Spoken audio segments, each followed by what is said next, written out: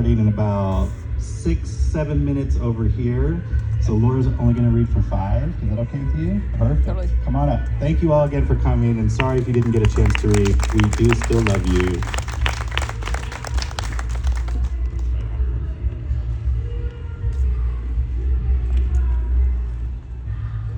Hey everybody, I'm Laura Santos. I'm from Los Angeles. I'm a writer. I used to work in music journalism and video production, and now I work in the narrative shifting space. This is called Disorder. This is an old poem from a lifetime ago, and this is when I used to slam. Obsessive compulsive disorder. A disorder marked by the urge to repeat thoughts and or behaviors that interfere with daily activities. When we first met, we balanced each other out. The way the earth needs water to nourish its soil, needs the lick of the sun to help it grow.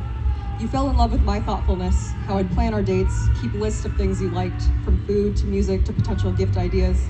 You thought it was quirky that my hands were always under running water, that I washed things from the outside before bringing them in.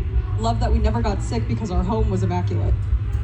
Attention deficit hyperactivity disorder, a disorder marked by inattention and or hyperactivity impulsivity that interferes with daily functioning. I fell in love with the way you brought spontaneity into my life, how you would, on impulse, drive out for an hour or more to see me, how you bought tickets for us to see my favorite band in Canada without thinking twice, and how every single day with you felt like a wildfire of adventure, one surprise always sparking to the next.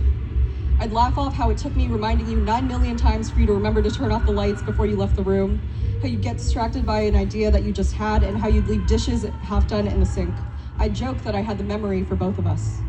I stopped laughing when forgetting the lights and dishes turned into you forgetting about me, us.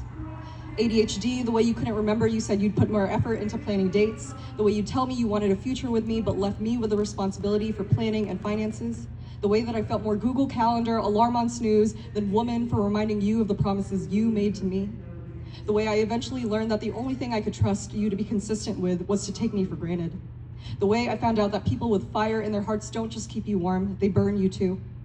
OCD, the way I'd make us late for things because I had to wash my hands over and over and over and over and over and over and over and over and over and over again to get it just right. Make us even later because I yelled at you because you touched something with dirty hands. Make us even later because raindrops would start dripping from my eyes about how terribly I was treating you. The way I'd start to feel the minutes tick by as loud and as intense as a hurricane banging at the front door. The way I felt like a natural disaster, like my OCD was a Cat 5. I drowned our relationship.